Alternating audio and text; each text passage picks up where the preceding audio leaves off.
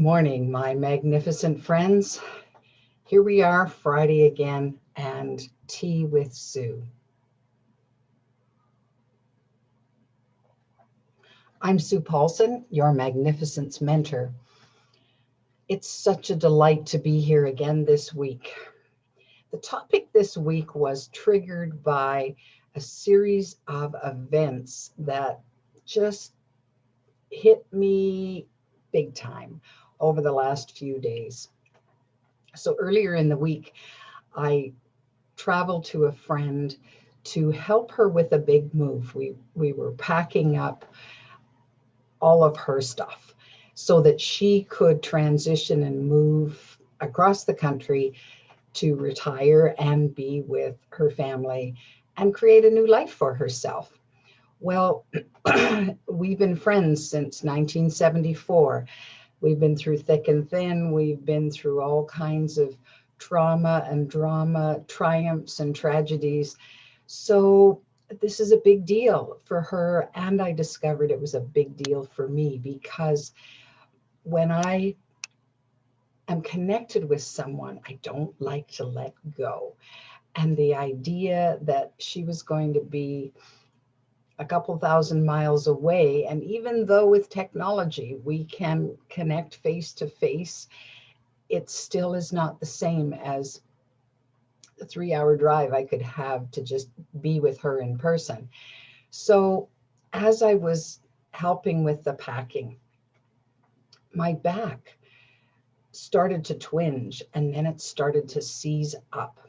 Well, I know from my whole history that when I'm faced with something big emotionally, that it will hit me in my body somewhere. My body will send a signal that all is not quite as it should be, that I've moved out of that state of balance into something different. Well, I'm panicking because I don't want this back to take me down. I don't want to be debilitated because I'm there to help. So as the pressure kind of built, then I'm going deeper inside to say, what is this all about? Okay, obviously there's something that I'm not facing and I'm not dealing with. So what is it? And I began to get this flood of information that the foundation of my life was starting to shake, and it wasn't as stable. And it wasn't just this particular friend moving away, but it was other people in my life for whom things are not going all that well. So I have my dear sister who has been struggling to live a life with cancer for over 4 years now, is beginning to make her final journey home. And I get a panic phone call while I'm away. And this hits me hard. And so, but in bygone years, because I was brought up, the British stiff upper lip, you don't show your emotions. If you're going to cry, you go off into a dark corner when no one's around, and you have your little cry and then just suck it up and move forward. Well, I mean, that worked for a while, but it was hard on my body, and physiologically my body did not like that. So I've learned over the years, cancer taught me that, right? So I've learned over the years that I need to honor the signals that my body is sending me so that I respond in a better way. So I started feeling the feelings. So it got me thinking about this whole topic of loss, because it's inevitable in our lives. When we have something or someone, the chances are pretty high that at some point we're going to lose them. If we have something in our life, the chances are pretty high that we're going to lose that, or a situation, or because we're here to experience, right? And if we want to have a vast array of experiences in all different ways, shapes, and forms, inevitably, just like the tide goes out and the tide comes back in, that's what happens in our lives, is that we have these experiences that come and then they go. We have people that come along and then they go. So, and we come along and then we go. So that's life.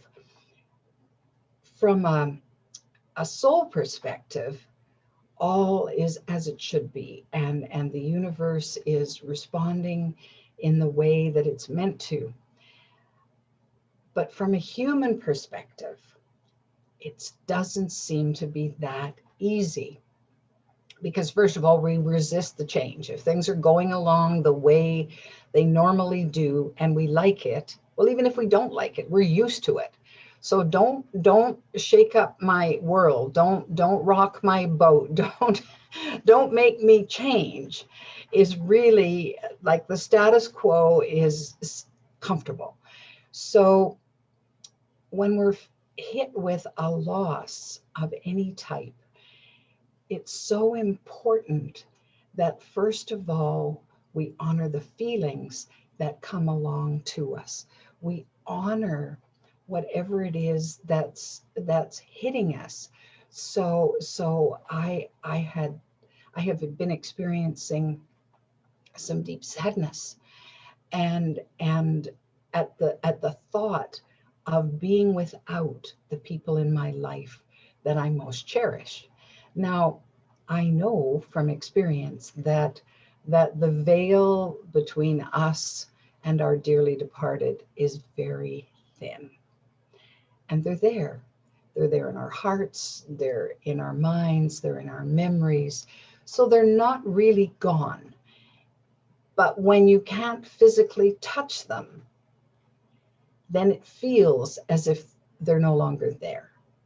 So, and as human beings, well, we're all about being together and belonging and feeling attached to. And when those connections or ties get severed, it's hard. It's really hard.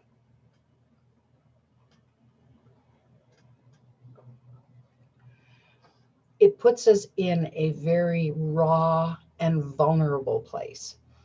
And that's not the way many of us were brought up. Many of us were brought up to be tough and to not show our feelings and to just carry on regardless, like productivity is king, and we need to forge ahead no matter what. Well, I don't know about you, but that doesn't exactly work for me. It works temporarily.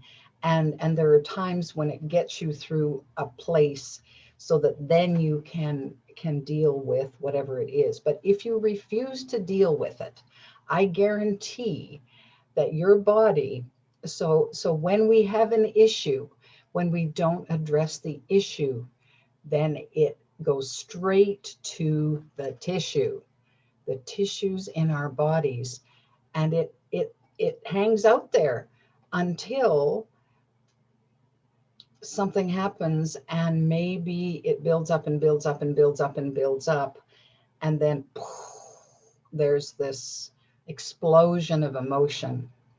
Well, so how do we deal with that? How do we face the loss?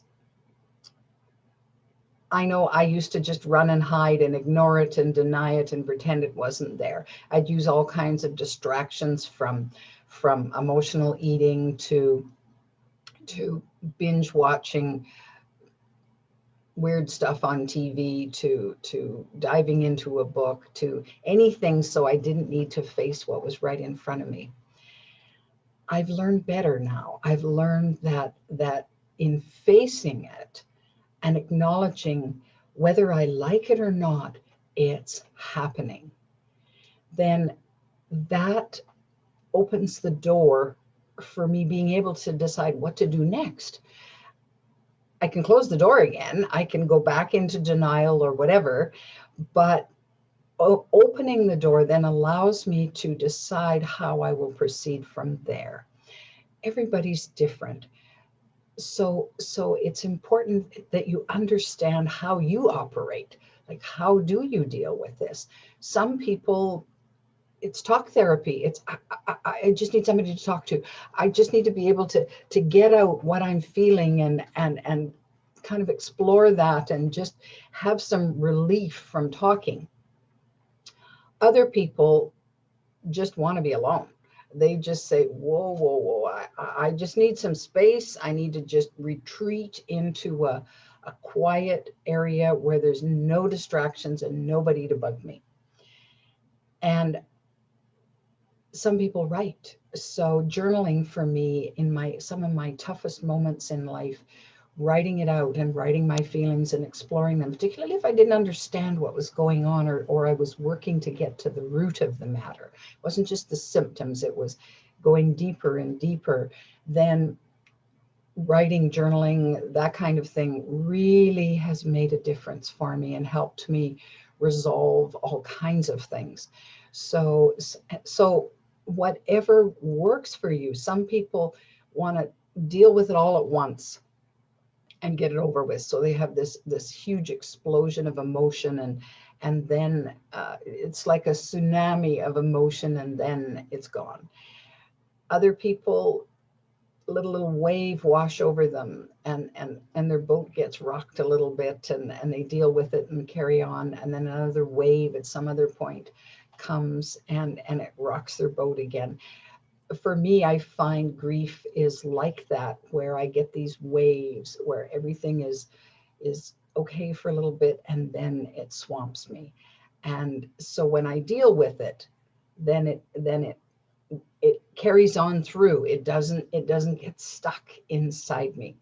So that's been really helpful in looking at ways of how do we deal with those emotions, because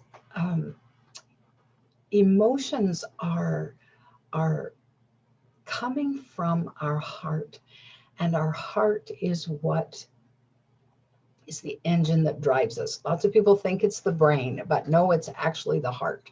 The heart has a brain that connects to our brain, and so it's important that we look in the heart space, that we stay connected to our hearts, because that's where we come up with our deepest, not only the deepest love comes from, but the deepest compassion and all of those feelings that are there in the full richness of life.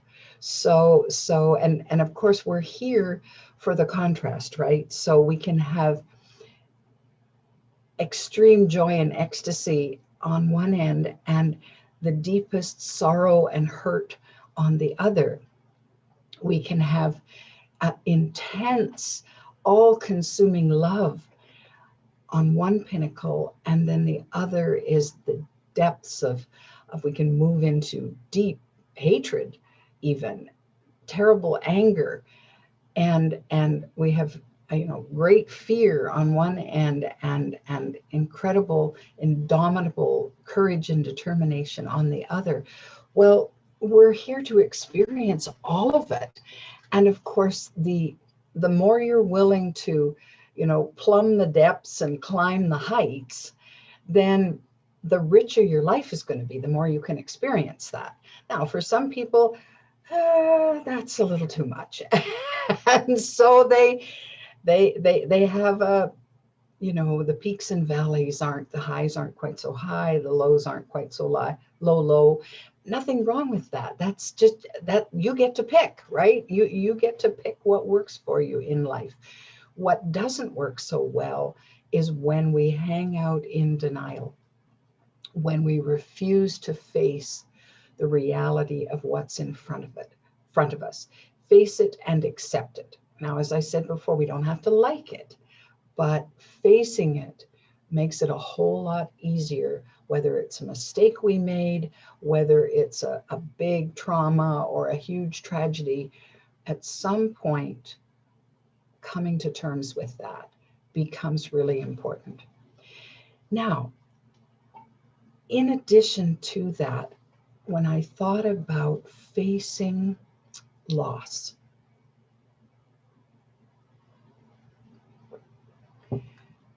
it also occurred to me how important it is to honor what we've had.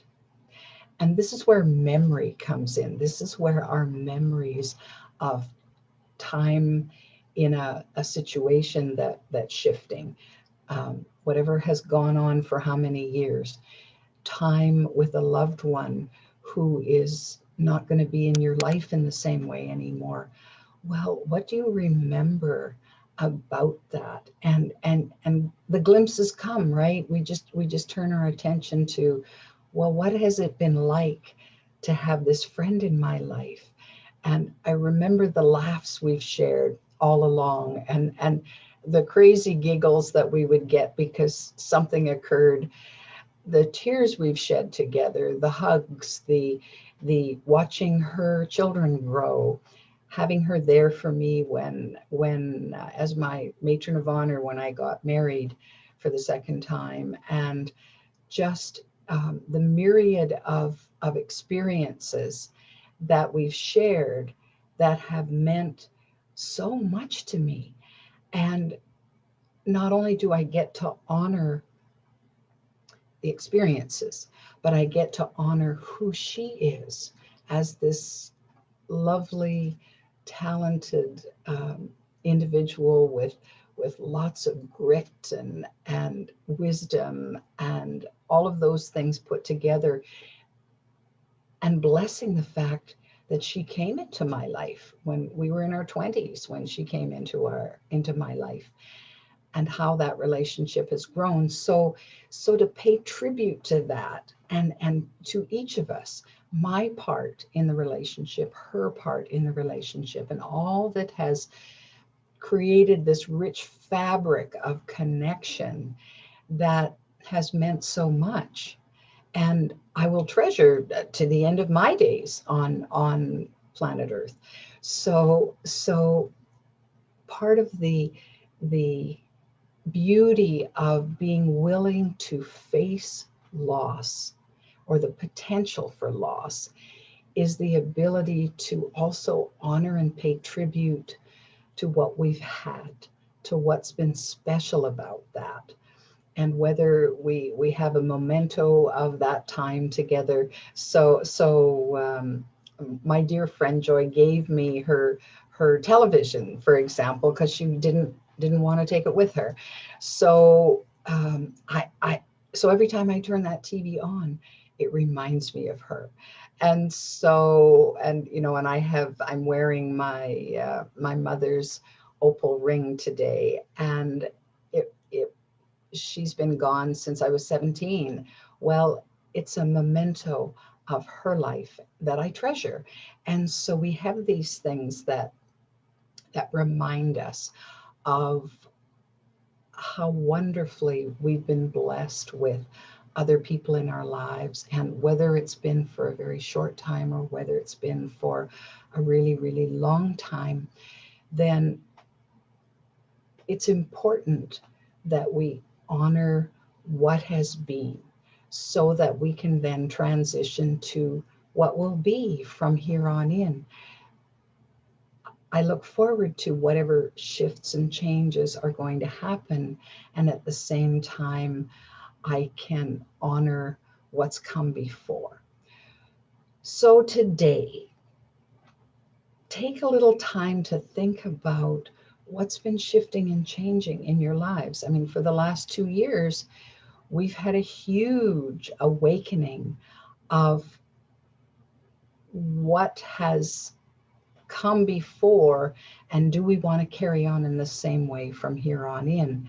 So as we reflect, as we take stock of what's going on, this is a great time to decide, am I living my most magnificent life?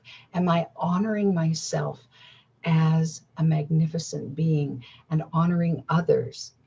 What can I do to transition to a better way, a way that's going to serve me even more in wherever I decide that I want to go in life.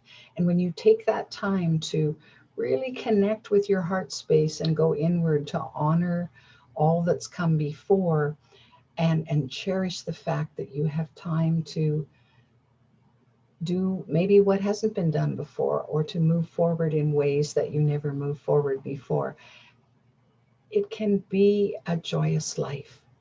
You know you can do this because you're that magnificent. I want that for you. Have the most glorious week, my friends, and we'll see you next Friday. If you are enjoying Tea with Sue, I encourage you to download the app, The Magnificence Mentor. There's more videos on there, lots of content to help you live your most magnificent life. Please share with others, subscribe to my channel, and we'll look forward to the next Tea with Sue episode. Bye for now.